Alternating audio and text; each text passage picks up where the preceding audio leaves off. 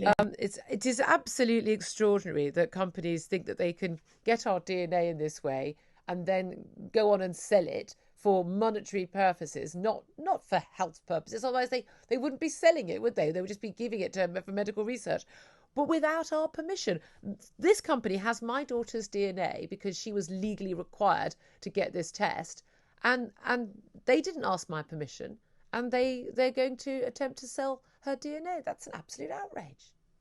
It is an absolutely staggering breach of privacy and a breach of trust. I mean, as you've said, there's no data more sensitive or more personal than your DNA and your children's DNA. I mean, it appears from the privacy policy where this information was buried, in a 5,000 word policy that probably no one's read until now.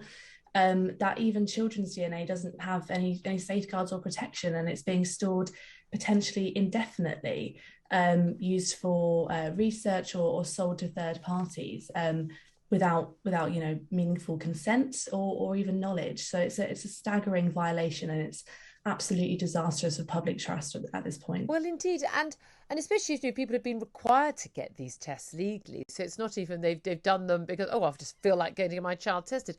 We've had issues over police DNA databases where people's DNA has been taken and kept, even though they're perfectly innocent, but that's sitting there in a database. Wasn't there a decision that actually it had to be destroyed because there was no right for the police to keep it? How on earth could these organisations keep our DNA when the police can't?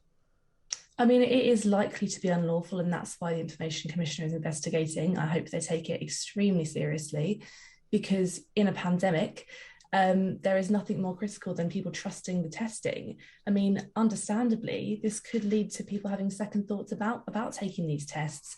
I can see why people be worried about what's going to happen to their most sensitive information. And as you rightly pointed out, the reality is that many people had no choice but to take these tests. There were threats of fines of up to £10,000 if you were travelling from abroad, and some people had no choice but to travel during this time.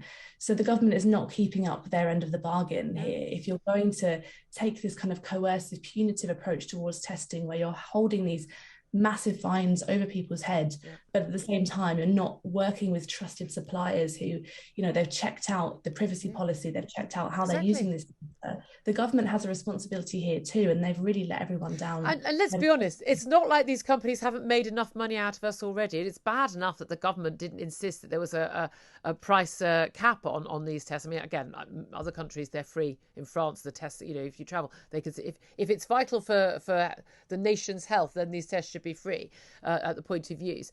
But they were allowed to make extraordinary profits, and profiteering, I mean, which should be illegal in these sort of situations when it's something required. And the government allowed that to happen. And if they allow them to make further money using our DNA, and again, that DNA, I mean, is that going to be sold anonymously, or is some random company going to have my child's DNA and be able to identify her via it? I mean, these are serious, serious privacy issues, aren't they? Absolutely. I mean, it's particularly galling for many people. They've had to pay for the Yeah. privilege of having DNA stored.